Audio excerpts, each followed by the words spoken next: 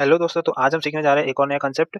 तो क्वेश्चन है compound interest का। तो आपके पास क्वेश्चन क्या दे रखा है कि एक अमाउंट है 5000 रुपीज का, जिसको 2 साल के लिए 20% पर एनम की रेट से हाफ ईयरली कंपाउंड किया जा रहा है। यानी कि 2 साल में 2 बार इंटरेस्ट नहीं लगेगा, इंटरेस्ट लगेगा 4 बार। तो प्रोसेस क्या रहेगी वो मैं बताता हूँ आपको। तो आपके पास क्वेश्चन में क्या दिया गया है, 5000 रुपए है। इसको ये तो 2 ईयर्स ये हो गए 2 साल। यहाँ पर हाफ ईयरली कंपाउंड कर रखा है, यानी कि जो 1 साल में 20% पर एनम की रेट थी ना, ये 10%, 10%, 10% और 10% 4 बार लगेगी। ठीक है?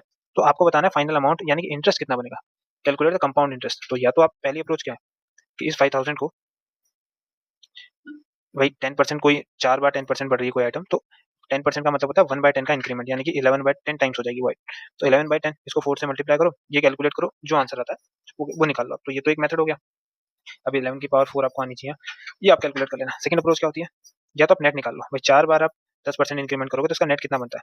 तो इसका नेट बनेगा आपका एक 46.41 होता है इसका ना, इफेक्टिव रेट जिसको कहते हैं।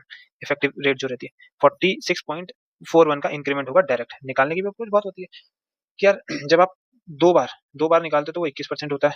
फिर ये 2 साल 2 स्टेप का निकालोगे तो फिर 21% होगा। इनका नेट चेंज कैसे निकालते हैं, 21 प्लस 21 प्लस 21 का स्क्वायर बाई 100।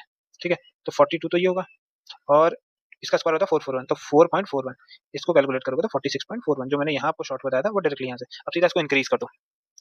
जो प्रिंसिपल है उसका 46.41%, ये मेरा इंटरेस्ट अमाउंट आएगा। तो प्रिंसिपल था 5000 रुपए, और 46.41% परसेंट के साइन से ये 2 जीरो कट जाएंगे, एक जीरो शिफ्ट करेगा डेसिमल को, तो 46.41 इसको 5 से मल्टीप्लाई करो। 5 वन 5, 5 4 20, 2 5 6 30, 32, 2 कैरी 3, 5 4 20, 23, तो 23205 23205 फोर्थ वाला आंसर करेक्ट है।